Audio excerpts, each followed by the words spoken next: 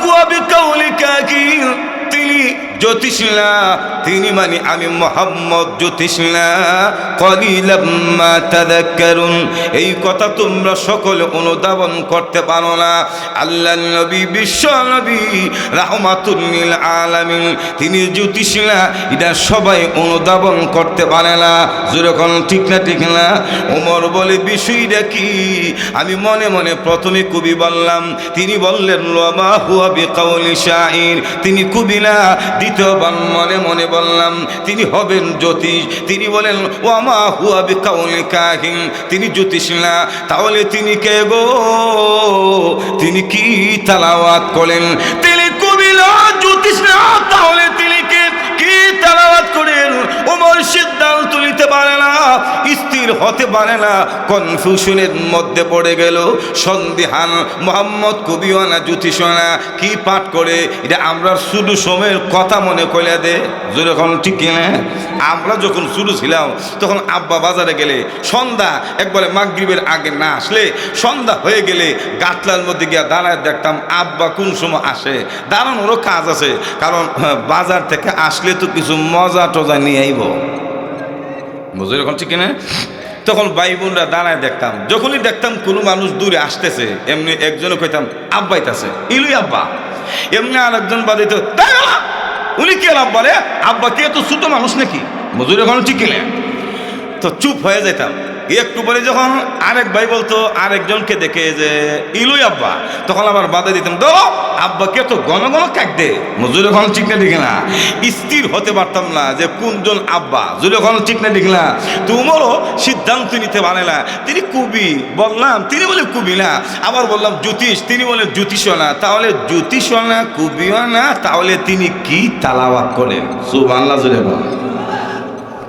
ওই যে সিদ্ধান্ত নিতে পারে না, রসুল তখন তার সিদ্ধান্ত নেওয়ার ব্যবস্থা করে দিচ্ছে আয়াত দিয়া। বলবো আয়াত আরো জোরে এখন না? তানজিলুম মির রাব্বিল আলামিন।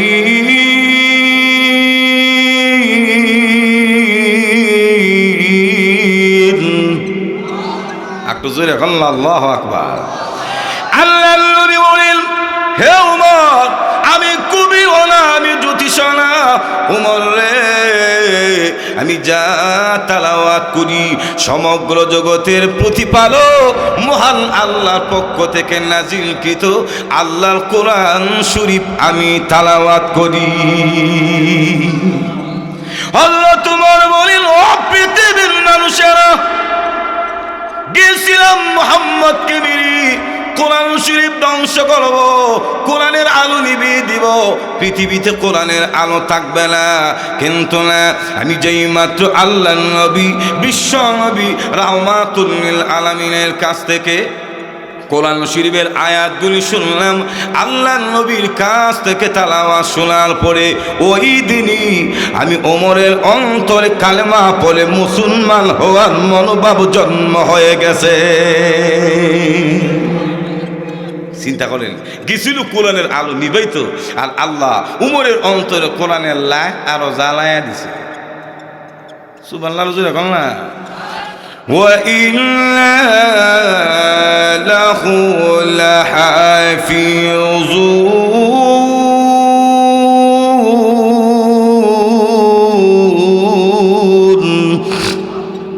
আল্লাহ রাব্বুল আলামিন বলেন, কোরআন নাজিল করেছি আমি, এই কোরআনের হেফাজতের দায়িত্ব নিয়েছি আমি।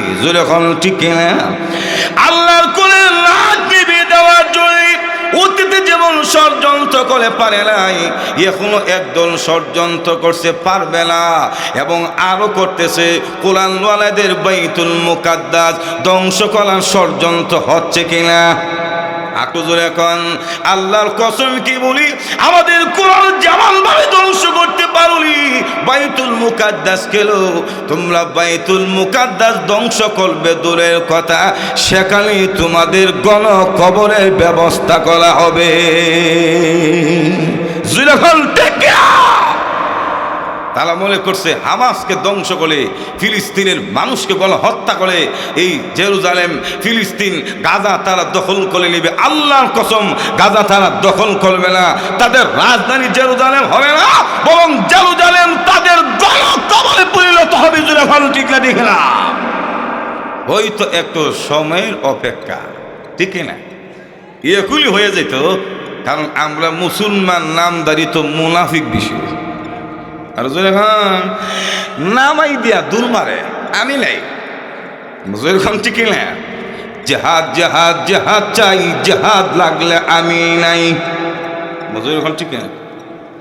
কিন্তু নবীজির সাহাবীরা এমন ছিল না। আল্লাহ নবী, বিশ্ব নবী যখন যুদ্ধের ডাক দিত, সাহাবায়ে কেরাম স্ত্রী সন্তানের কথা বলে গিয়ে, বাসা বাড়ির কথা বলে গিয়ে রসুলের সঙ্গে ঝাঁপিয়ে পড়তো। এমনকি ইতিহাস তালাশ করে দেখি, সবে মাত্র বিয়ে করেছে, বাসর ঘরে যায় না। আল্লাহ নবী ডাক দিয়েছে, বাসর ঘর নতুন বধূর কথা বাদি, তরবারি কিনে আল্লাহ রাস্তায় যুদ্ধে গিয়ে শাহাদাত বরণ করে ফেলেছে। সুতরাং যেই জাতি বাসর ঘরকে হিসাব করে না, যেই জাতি মরণের মধ্যে জান্নাতের গ্রাম পায়, সেই জাতির মাথা নত করার শক্তি পৃথিবীর কারণে জুলেখার টিকারি গেলা। কিন্তু এখন দেরি হচ্ছে এজন্য যে আমরা তো তাদের মতো এমন মনোভাব অন্তরে লালন করি না। মজুর এখন ঠিক না? সাহাবায়ে কেরামের জীবনে তালাশ করে দেখুন, একটি যুদ্ধের জন্য আল্লাহ নবী যখন সাহাবায়ে কেরামকে আহ্বান করেছে, সাহাবায়ে কেরাম যুদ্ধ করার জন্যে, মুজাহিদদের লিস্টির অন্তর্ভুক্ত হওয়ার জন্যে কাতারে কাতারে দাঁড়ায়া গেছে। সুবহানাল্লাহ বলবেন না? আমরা দেশে যেমন সেনাবাহিনী, বিডিআর, বিজিবি, র্যাব, পুলিশ, গোয়েন্দা, আনসার মানসার নিয়োগ দেওয়ার সময় দেখবেন তো স্কিল দিয়া মাপ দেয়। মজুর এখন ঠিক কিনা? যে একটু শক্তি আছে কিনা, শিক্ষাগত যোগ্যতা কেমন, লম্বাটা কেমন, মজুর এখন ঠিক কিনা, অস্ত্র ধরতে পারবে কিনা, হিম্মত কতটুকু আছে, একটু স্কিল দিয়া মাপ দিয়া যখন স্কিলের ভিতরে পড়ে তখন যাও, মজুর এখন ঠিক কিনা? আল্লাহর নবী স্কিল দিয়ে মুজাহিদ নির্ণয় করে সাহাবায়ে কেরাম কাতার বন্দি হয়ে দাঁড়িয়ে গেছে। এমনি টাকা দেখে একটি ছোট বাচ্চা 4 থেকে 7 বছরের হবে, সাহাবায়ে কেরামের মধ্যে দাঁড়িয়ে গেছে। সাহাবায়ে কেরাম বলে, তুমি কেন? তোমার তো বয়স হয়নি, তুমি ছোট মানুষ, বাসায় চলে যাও, তোমাকে নেওয়া হবে না। এমনি ছোট বাচ্চারা বলে, সাহাবীরা রে, তোমরা আমাকে তাড়াইয়া দিও না, আমি বিশ্ব নবীর কাছে যাব, আমার মনের কথাগুলি রসুলের কানে আমি পৌঁছাইয়া দিব। চিন্তা করেন, আমরাই কইলে বলি না, জিত করছে জায়গা, মজুর এখন ঠিক কিনা? কিন্তু এই সাহাবী বলে, না, বসে যাব না যতক্ষণ পর্যন্ত রসুলের কাছে আমার মনের কথা না বর্ণনা করব। ও সাহাবীরা, আমাকে তোমরা তাড়াইয়া দিও না, আমাকে শোনাইয়া দিও না, আমি রসুলের কাছে গিয়ে মনের কথা বলবো। সাহাবায়ে কেরাম চুপ বড় করে তাকায়া রইলেন, কথা বলে না। আল্লাহ নবী, বিশ্ব নবী রাহমাতুল লিল আলামিন সৈন্য নির্বাচন করেন, মুজাহিদ নির্বাচন করতে করতে ওই সাহাবী পর্যন্ত এসে গেলে এমনি রসুল থাকা দেখে ছোট একটা বাচ্চা, রসুল বলেন, তুমি কেন? তোমাকে নেওয়া হবে না, যুদ্ধ করার মতো বয়স তো তোমার হয়নি, যাও বাসায় চলে যাও। এমনি ছোট বাচ্চারা, হুজুর, ওগো নবীজি, আমাকে বাসায় ফেরত পাঠাইয়া দিবেন না। নবী গো, আমি আমার মাকে ওয়াদা দিয়েছি, আমার মাকে শহীদের মালা বানাইয়া, আল্লাহর কসম কোনোদিন আমার মার সামনে আমি দাঁড়াবো না। চিন্তা করেন কেমন বাচ্চা। আল্লাহ, ওগো নবীজি, জানেননি আমার মা তো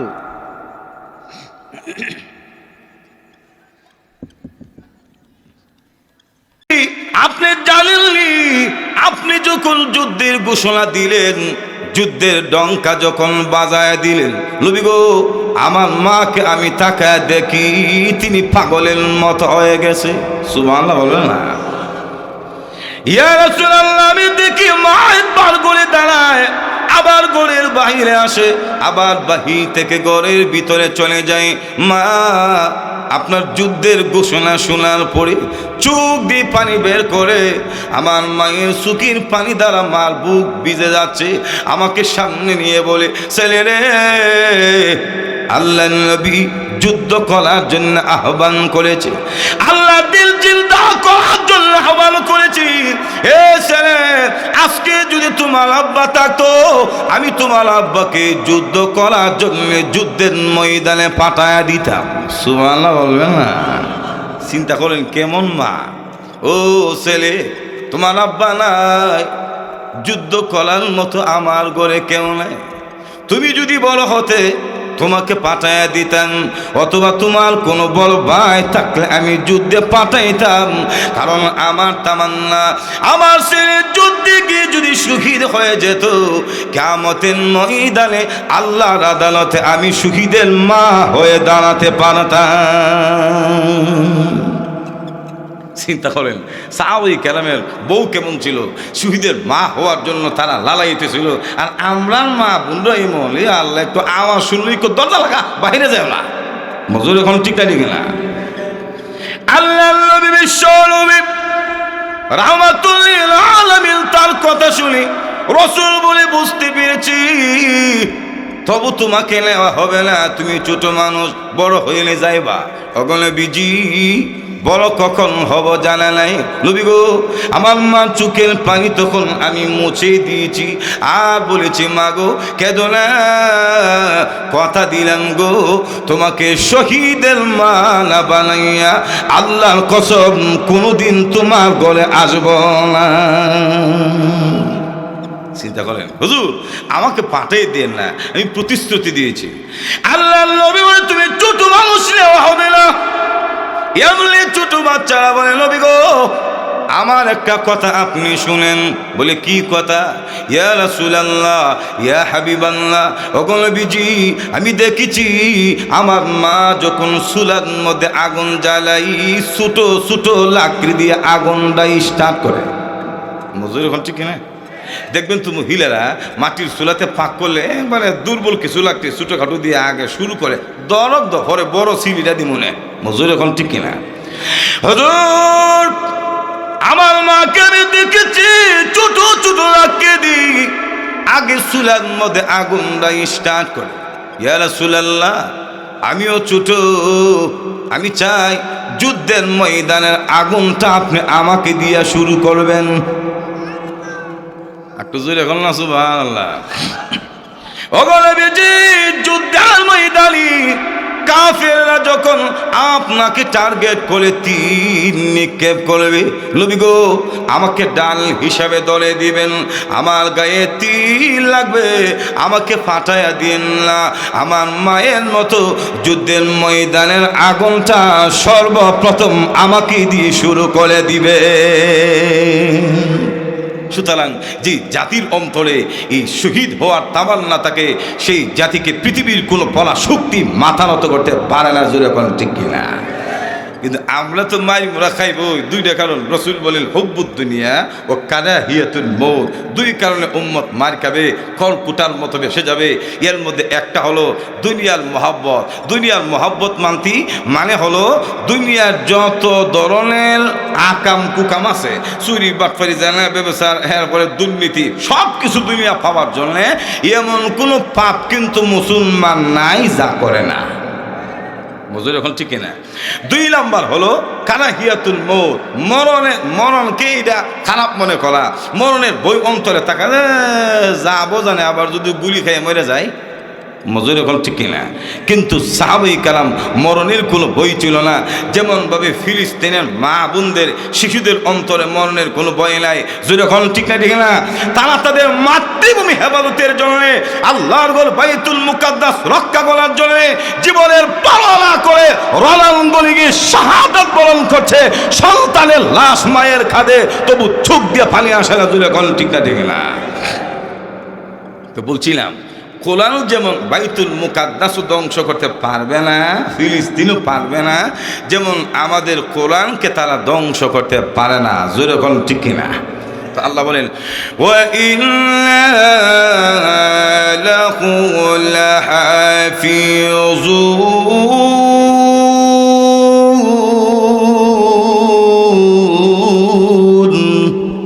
হে মানুষেরা, আমি আল্লাহ কোরআন নাজিল করেছি, এই কোরআনের হেফাজতের দায়িত্ব আমি আল্লাহ গ্রহণ করেছি। তাহলে চলে আসুন, আমার বাড়ির যুগে যুগে আল্লাহ রাব্বুল আলামিন কোরআন হেফাজতের দায়িত্ব আল্লাহ গ্রহণ করে বা হেফাজত করে। এই বিশ্বের বুকে যে আল্লাহ কোরআন আমাদের কাছে আমানত দিলেন, কোরআনের প্রতি আমাদের কিছু করণীয় আছে না নাই? আরো জোরে এখন কি করণীয়? কেমনে কোরআনের হক আদায় হবে? গোটা পৃথিবীতে সর্বশ্রেষ্ঠ আলেম যাকে বলা হয় ফকিহুল উম্মাহ জাস্টিস আল্লামা তাকি উসমানী দামাত বারাকাতুহুম ইসলাহুল কুতুবাতে উল্লেখ করেছেন, মুসলমানেরা রে, কোরআনের হক যদি আদায় করতে চাও, তিনভাবে কোরআনের উপর আমল করা অভ্যাস বানিয়ে না। জোরে এখন কইভাবে? আরো জোরে। এক নম্বর হলো আল্লামা তাকি উসমানী বলেন, প্রত্যেকটা মুসলমানকে সহি শুদ্ধভাবে আল্লাহর কোরআন তেলাওয়াত শিখতে হবে। বেশি দূরে গেল আপনার, আপনারা যারা এখানে আছেন প্রত্যেকে কোরআন শরীফ সহি শুদ্ধ করে পারেন? আরো জোরে এখন বিসমিল্লাহ তাও কোরআন পারেন না, অথচ কোরআন হচ্ছে আমাদের ধর্মীয় গ্রন্থ। জোরে কোন ঠিক কিনা? বাংলা পারেন, ইংরেজি পারেন, কৃষি কাজ করতে পারেন, ব্যবসা পারেন, দেশ চালাইতে পারেন, রাজনীতি পারেন, রাজনীতি সবই পারেন, কিন্তু কোরআন শরীফ পারেন? কেন কোরআন শিখতে হবে?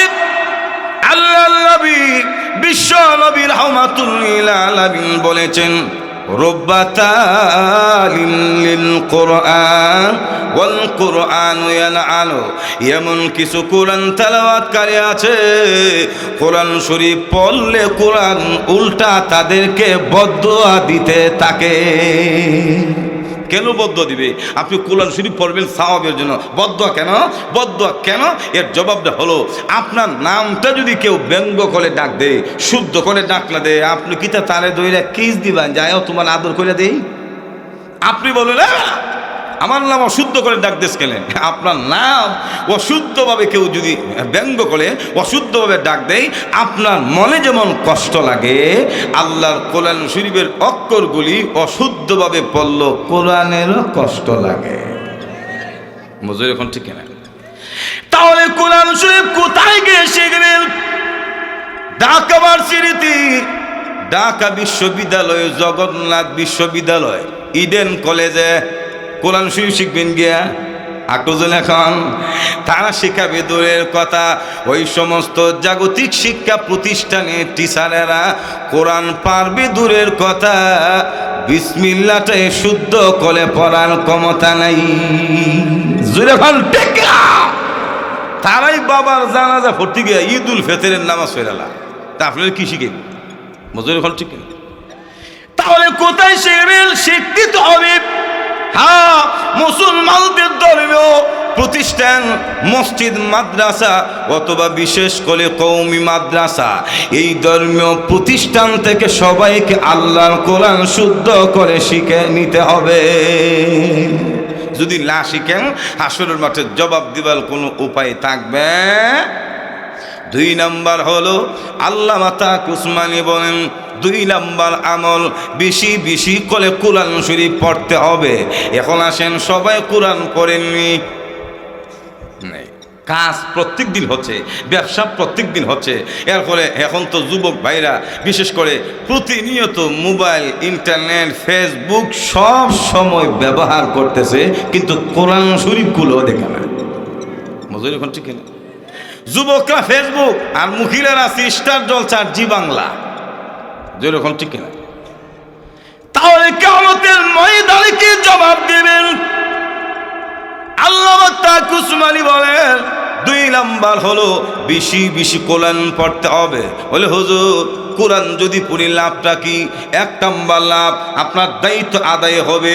2 নাম্বার হলো আল্লাহর নবী বলেন, মান ক্বারাআল কুরআনা হারফান ফালাহু আশরু হাসানাত। রাসূল বলেন, যে ব্যক্তি আল্লাহর কোরআন থেকে একটি মাত্র অক্ষর তেলাওয়াত করবে, মহান আল্লাহ রব্বুল আলামিন তার আমল নামায় 10টা করে নেকি দান করবে। আপনাদের জামালপুরে এমন কোন মালিক আসেনি যেই মালিকের ঘরে কোনো কাম লাগালে একদিন কাজ করলে 10 দিনের বেতন দেয়? 10 দিনের বেতন! হে আল্লাহ, লাঞ্চ করার সময় যদি 10 মিনিট বেশি একটু রেস্ট করতে চা, মালিকের দমক মালে কিতারে কমরে জুন নাই, মজুরি রকম ঠিক না, বেতন খাচ্ছে না কে দিব? কিন্তু আমাদের মালিক কত দয়ালু, একটা পড়লে 10টা নাকি। সুবহানাল্লাহ বলেন। 3 নম্বর হলো, দুনিয়াতে বেশি বেশি করে কোরআন শরীফ যারা পড়ে, কিয়ামতের ময়দানে এই কোরআন শরীফ সুপারিশ করে আল্লাহ জান্নাতের মেহমান বানাবে। কিয়ামতের দিনে আপনি যদি কোরআন দুনিয়াতে পড়ে থাকেন আর বিপদে পড়ে যান, এমনি কোরআন শরীফ উকিলের মতো যারা করবে, সুবহানাল্লাহ বলবেন না? দুনিয়াতে দেখবেন আদালতে উকিল তার আসামির বাঁচানোর জন্য দেখা যায় ঝগড়া লেগে গেছে, মজুর এখন ঠিক না। মাননীয় আদালত, আমার মুয়াক্কেল অত্যন্ত ভালো, নির্দোষ, তিনি বুঝে সোজে না, ঘটনাস্থলে তিনি ছিল না, বিশ্বাস না করলে আপনার পক্ষ থেকে গোয়েন্দার মাধ্যমে তদারকি করুন, আমি 100% শিওর আমার আসামি কোনো দোষী না। মজুর এখন ঠিক না, ঠিক না? তেমনিভাবে কিয়ামতের ময়দানে কোরআন বলে, প্রভু যে লোকটাকে তুমি জাহান্নামের নির্দেশ দিলা, আল্লাহ দুনিয়াতে আমাকে তেলাওয়াত করেছে, আল্লাহ আমাকে বেশি বেশি সময় দিয়েছে, আমাকে মহাব্বত করেছে, আমাকে সম্মান করেছে, প্রভু গো আজকে কিয়ামতের ময়দানে আমার সুপারিশ গ্রহণ করো, জামালপুরের ওই মহিলাটাকে মাফ করে দাও, ওই পুরুষটাকে মাফ করে দাও। আল্লাহ বলবে, কোরআন রে তোমার সুপারিশ গ্রহণ করা যাবে না, কারণ তার জীবনে আর অপরাধ আছে, নিরপরাধ না। এমনি কোরআন বলে, তুমি যদি সুপারিশ মঞ্জুর না করো তাহলে তুমি বলে দাও আমি তোমার কোরআন না, আমি তোমার কালাম না, আমি তোমার ভাষা না। আচ্ছা বলুন তো দেখি, কোরআন কার কিতাব? আল্লাহ কি বলতে পারবে কোরআন আমার না? আর জোরে কম না, এটা কি রাজনীতিক নেতারার মতো যে ফুলডি মারলাম? মজুর এখন ঠিক না? আমরা দেশে তো এমন দেখবেন তো, নির্বাচনের আগে আমরা ভোট নেওয়ার জন্য, সমর্থন নেওয়ার জন্য এমন বক্তৃতা দিয়ে বোঝা যায় এক একজন রহমতের ফেরেশতা। আর যেরকম ঠিক না, একটা বক্তৃতা দিব, আর যেরকম আমাকে যদি নির্বাচিত করেন, এই গ্রাম থেকে হাই রোড পর্যন্ত একবারে হাইওয়ের মতো হিজের রাস্তা করে দিব, কোনোদিন বৃষ্টির পানি আটকাবে না। যেরকম ঠিক না? বিধবা ইয়েতিম মিসকিন ফকির মানুষের পাশে দাঁড়াবো, মসজিদ মাদ্রাসা কবরস্থানের জন্য আমার বরাদ্দ থাকবে। যে কোনো বিপদে আমাকে ডাক দিবেন, রাত 2টা 3টা নাই, আমাকে বিজি পাইবেন না, ইজি পাইবেন। যেরকম ঠিক না, ঠিক না? বিশ্বাস যদি না করেন একবার দিয়া দেখেন।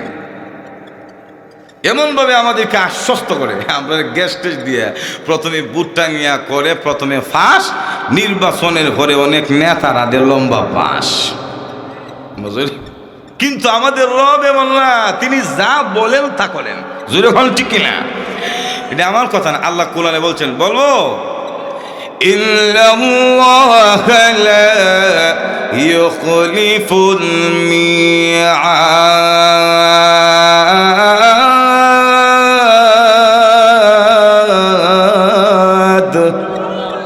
নিশ্চয় আল্লাহ যা প্রতিশ্রুতি দেন তার ব্যতিক্রম করে না। জোরে বলেন ঠিক কিনা?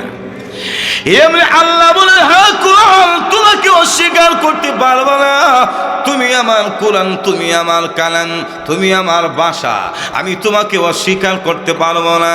আল্লাহ তাই যদি হয়ে থাকে মাফ করে দাও, এই জামালপুরে আব্দুল্লাহকে মাফ করে দাও, আমাতুল্লাহকে মাফ করে দাও। এমনি আল্লাহ বলবে, কোরআন রে আজকে ময়দানে হাসরে তোমার সুপারিশ মঞ্জুর করেছি, জামালপুরের আব্দুল্লাহ আমাতুল্লাহ তামাম জিন্দেগির গুনাহ মাফ করে দিয়েছি। একটু জোরে বলুন না সুবহানাল্লাহ। তাহলে 2 নম্বর আমল, আমরা বেশি বেশি করে কোরআন শরীফ পড়তে হবে এবং কোরআনকে এহতারাম সম্মান করবেন। কেননা অনেক সময় দেখা যায় কোরআনের সম্মান করার কারণেও আল্লাহ কবরকে ফুলের বাগান বানাইয়া দিয়েছে। বলবো ঘটনা আটুজুর এখন না, এই বাংলাদেশের এশিয়ার সর্বশ্রেষ্ঠ মুজাহিদ বলল চলে, বিশ্ববিখ্যাত মুজাহিদ বিল্লাহ আল্লামা মুফতি ফজলুল হক আমিনী রাহমাতুল্লাহ আলাইহি একটা কিতাব লিখছে তেলাওয়াতে কোরআন। এই কিতাবে হুজুর একটা ঘটনা আছে যে হিন্দুস্তানে একজন পীর সাহেব ছিল, তার নাম ছিল মুন্সি তমিজউদ্দিন রাহমাতুল্লাহি আলাইহি। তো আমাদের দেশের কালচার দেখবেন তো অনেক সন্ত্রাস তাবলিগে গিয়া আল্লাহওয়ালা হয়ে গেছে। মজুরে কোন ঠিক কিনা? অনেক দুশ্চরিত্রের লোক একজন পীর সাহেবের সহবত পেয়ে মুরিদ হয়ে এমন পবিত্র, ইয়া আল্লাহ দাড়ি টুপি রাখিয়া এমন ভাবে চলে বোঝা যায় বাইতুল মুকাররমের ইমাম। ঠিক কিনা? এক পুলিশ অফিসার ওই ওনার কাছে পীর সাহেবের কাছে মুরিদ হয়ে নামাজ টামাজ পড়ে, এরপরে দাড়িও লাগছে, মাথার মধ্যে টুপি পাঞ্জাবিও লাগা। বেড়া একদিন এমনভাবে হুজুরানা শুরুতে পাঞ্জাবি টুপি লাগায়া ওনার বাসা থেকে বাইসাইকেল দিয়ে অফিসে রওনা দিছে। তো হিন্দুস্তানের মরুপ্রান্তে তাকে দেখে কিছু মানুষ মুসলমানেরা একটা জানাজা নিয়ে বসে আছে, জানাজা দেওয়ার মতো ইমাম সাহেব নাই। আগে কিন্তু এত ঘন ঘন আলেম ছিল না, ঠিক কিনা? মুরব্বীরা বলতে পারবে না, আজ থেকে 50 বছর আগে ইয়া আল্লাহ কয়েকটা ইউনিয়নের ভিতরে একজন কালী সাহেব পাওয়া যেত না। এখন তো আলহামদুলিল্লাহ ভালো, গ্রামে গ্রামে আলেম, ফালাই ফালাই মাদ্রাসা, হুজুর এখন ঠিক কিনা? তো তারা বলতেছে হুজুর আপনি আমাদের জানাজারা পড়াইয়া দেন, আমরা তো পারি না। তুমি ভাবলো যে যেহেতু জানাজা ফরজে কিফায়া আর আমি আমার পীর সাহেবের কাছ থেকে শিখছি, ওতে পড়াই দিলে তো আমারও সব হবে নাকি? সব হবে না?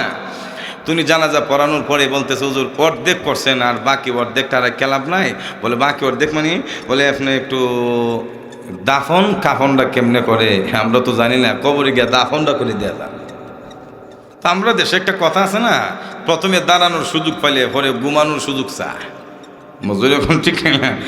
বেড়া মনে মনে খুব বিপদে না বললাম, আমার এদিক দিয়ে অফিসের টাইম। তো ঠিক আছে, উনি জানাজার পরে আবার দাফন কেমনে করে জানে না, বিসমিল্লাহি ওয়া আলা মিল্লাতি রাসূলিল্লাহ যখন লাশ নিয়ে নামছে আর 3টা গিরা, ওই যে গিট্টু আছে না সুতার, এটা সুরাইতে গিয়ে যখন মাথাটা নত করে বুঝছে না, সুরে টুরে যখন আবার দাফন করিয়া মাটি দিয়া যখন ওনার অফিসে গেছে, গিয়ে দেখে যেই জরুরি একটা কাগজ ওনার পকেটে ছিল, যেই কাগজটা অত্যন্ত প্রয়োজনীয়, পকেটে তার সেই কাগজ নাই। এখন তো বেড়ান মাথা গরম, মাথা গরম, আমরা রইলি তো ফাউসও গরম হয়ে গেল গেল মজুর। এখন তখন এই ভাবছে যেদিকে আমি যেই রাস্তা দিয়ে আসছি ওই রাস্তাতে কোথাও পাওয়া যাওয়ার সম্ভাবনা, বাইসাইকেল দিয়ে আবার আসছে, কিন্তু কাগজ ওই দূরের কথা কাও নাই। দৌড়ে গেছে মহল্লায়, গিয়ে দেখে কিছু মানুষ দাঁড়ানো, ভাই আপনারা জানাজায় ছিলেন? জি হুজুর আমরা জানাজায় ছিলাম, আপনি জানাজা দিয়েছেন। ও আচ্ছা, তাহলে আমার তো একটা কাগজ হারিয়ে গেছে, আপনারা কি পাইছেন? তখন বলে জি না হুজুর আমরা তো পাই নাই। তখন পুলিশ অফিসার বলে আপনারও পান নাই, আমিও পাই নাই, তবে কাগজটা তো আমার দরকার, আমি তো বিপদে ভরে গেছি। তবে আমার মনে হয় কি মনে হয় যে ওই যে কবরের ভিতরে নামছি, নামার সময় মাথা নত করে যে গিরারি খুলছি, ওই সময় লাশের সাথে সম্ভবত কাগজটা কবরে পড়ে গেছে। মুসল্লিরা বলে হুজুর আপনি আমাদের বিপদে সহযোগিতা করছেন আর আপনি বিপদে পড়ে থাকবেন, তা হয় না, চলেন কবরে যায়, মাটি খুঁড়ে আপনার কাগজ দিকালাই। সুবহানাল্লাহ জোরে কন্যা দলত চলেন। কবরে গেছে, কুন্তি কুদাল নিয়ে যখন গেছে, গিয়া যখন মাটি কবর থেকে সরাইছে, তাকায়া দেখে পুরাটা কবরকে আল্লাহ ফুলের বাগান বানিয়ে দিয়েছে। আচ্ছা বলেন, মাত্র কবর দিয়ে আসলেন, এখন যদি কারো কবর ফুলের বাগান হয়, আপনি মনে মনে কইতেন না, না জানি বেটা কত বড় কামেল মানুষ ছিল, কত বড় বুজুর্গ জানে বুজুর্গ। এখন ঠিক পুলিশ অফিসার বলে সুবহানাল্লাহ, তার কবর মাত্র দিয়ে গেলাম ফুলের বাগান, আর তার কাগজটা সবগুলি ফুলের মধ্যে এমনভাবে সাজায়া রাখছে যেমনভাবে আমরা মা বোনরা সুকিসির ভিতরে দিনার সেটগুলি সাজায়া রাখে। আল্লাহু আকবার বললেন না? সবাই তো আশ্চর্যান্বিত। তো জিজ্ঞেস করে ভাই এই বেটা না জানি কত বড় বুজুর্গ ছিল, আপনারা কি তার জীবন বৃত্তান্ত সম্পর্কে জানেন? উনি কি করতেন, ওনার একটু বলতেন, কি আমল করতে বলে? হুজুর আমরা জানি না। তাহলে কোথায় জানবো, কার মাধ্যমে জানতে পারবো? পুলিশ অফিসার বলে। তখন মুসল্লির বলে, আপনি জানতে চাইলে ওনার ফ্যামিলিতে একটা মেয়ে সন্তান আছে, কন্যা সন্তান, ওই মেয়েরে জিজ্ঞেস করলে হয়তো আপনি কিছুটা জানতে পারবেন। চলেন আমাকে নিয়ে যান মেয়ের কাছে। তো বাহিরে গিয়া বাড়ির কাছে সালাম দিছে, আসসালামু আলাইকুম মাগো। হ্যাঁ ওয়ালাইকুম সালাম। আচ্ছা তোমার বাবা কেমন ছিল, একটু আমল টামল কি করতো আমাকে শোনাও। সুবহানাল্লাহ বলবেন না? হুজুর আমার আব্বু তেমন কোনো আলেম ছিল না, বড় কোনো কালিসাবু ছিলেন না, বড় আল্লাহওয়ালাও ছিলেন না, বড় মুফাসসির, বড় মুহাদ্দিস, এমন কোনো ডিগ্রি ওনার ছিল না। তেমন আমল করতে আমি দেখি নাই, কিন্তু প্রতিনিয়ত একটা আমল করতে দেখেছি। কি আমল করতে দেখেছ? এমনি মেয়েটা বলে, হুজুর আমার আব্বুকে আমি প্রতিনিয়ত দেখেছি, আমাদের ঘরে সানচিরির উপর একটা বই আছে, ওই বইটা আব্বু ঘুম থেকে উঠে হাতের মধ্যে নিতেন, আর কপালে লাগাইতেন, বুকে লাগাইতেন, চুমু খাইতেন, আর চোখের পানি ছেড়ে ছেড়ে কাঁদতেন, আর আঙ্গুল দিয়ে টেনে টেনে বলতেন, এই বইয়ের ভিতরে যা লেখা আছে সবগুলি সত্য, বইয়ের মালিকও সত্য। সুবহানাল্লাহ বলবে না? এমনি পুলিশ অফিসার বলে, মা তোমার আব্বুর বইটা আমাকে দেওয়া যাবে কি? বলে কেন দেওয়া যাবে না? আব্বু নাই, বইটা তো আর তিনি সাথে নিয়ে যাই নাই, কারণ মানুষ মরে গেলে কবরে কিন্তু কিছু যাই না, একা একা যাই। আরো জোরে কর। আল্লাহর নবী বলেন, ইয়াত্তাবিউল মাইয়িতা সালাসাতুল আহলুহু ওয়া মালুহু আমালু ফায়ারজিউ ইসনান ওয়া ইয়াবকা ওয়াহিদুন, ইয়ারজিউ ইসনান ওয়া ইয়াবকা ওয়াহিদুন, ইয়ারজিউ আহলুহু ওয়া মালু ওয়া ইয়াবকা আমালু। আল্লাহর নবী বলেন, উম্মতেরা রে, মানুষ যখন মরে যায় ওই লাশটাকে তিনটা জিনিস অনুসরণ করে, দুইটা কবর পর্যন্ত যায়, এরপরে ফেরত আসে, আর একটা কবরের ভেতরে যাই, দুইটা যেটা ফেরত আসে এটা হলো দুনিয়ার কিছু সামান, ধন সম্পদ, দ্বিতীয় নাম্বার তার আত্মীয় স্বজন, ছেলে মেয়ে, কারণ কেউ কবরে যায় না, আর যেটা কবরে যায় সেটা হলো তার আমল। মজুর এখন ঠিক না? আপনি আমল ছাড়া পৃথিবীর ধন সম্পদ, স্বামী স্ত্রী, মায়া মহব্বত, যত ভালোবাসা থাকুক, 1 ঘন্টার জন্য কবরে কেউ যাবে না। আরো জোরে এখন না? তাহলে করে দেখুন, ওই মেয়েটা বলে কেন দেওয়া যাবে না? আব্বু দুনিয়াতে নাই, কবরে চলে গেছেন, বই তো নেই, বই আছে, দেওয়া যাবে। মাগো তাহলে বইটা দেও না। সানচেরের উপর থেকে বই বের করে যেই মাত্র পুলিশ অফিসারের হাতে দিল, উনি তাকায়া দেখে বইটার চতুর্দিকে গিলাপ দিয়ে মোড়ানো। গিলাপটা সরানোর পরে তাকায়া দেখে এটা দুনিয়ার কোনো বই না, কোনো লেখকের কোনো গ্রন্থ না, ওই গিলাফির ভিতরে আল্লাহ 30 পারা কোরআনকে হেফাজত করে রেখেছে। তাহলে চিন্তা করেন, এই কোরআন শরীফের সম্মান ইজ্জত দেওয়ার কারণে যদি ওই বেলার কবর ফুলের বাগান হয়ে যায়, আমরা যদি কোরআন শরীফ শুদ্ধ করে তালাওয়াত করি, শিখি, বেশি বেশি তালাওয়াত করি, কোরআন অনুযায়ী আমল করি, আল্লাহর কসম অবশ্যই আমরা বলল আল্লাহ আমাদের কবরকে জান্নাতের বাগান বানিয়ে দিবে। এজন্য কোরআন শরীফ শিখতে রাজি আছেন তো? বেশি বেশি পড়বেন তো? কোরআন অনুযায়ী আমল করবেন তো? না সব ঠিক আছে হুজুর, সুন্দর ঘটনা বলবেন, সুর দিয়া বয়ান করবেন, আমলের কথা কয়েন মজুর এখন ঠিক না। কোরআন শুধু দেখার জন্য আসে নাই, এই কোরআন আল্লাহ পৃথিবীতে প্রেরণ করেছেন বিশ্ব পরিচালনা করার জন্য। এটা আমার কথা না, আল্লাহ কোরআনে বলছেন, বলবো وَنَزَّلْنَا عَلَيْكَ الْكِتَابَ تِبْيَانًا لِكُلِّ شَيْءٍ।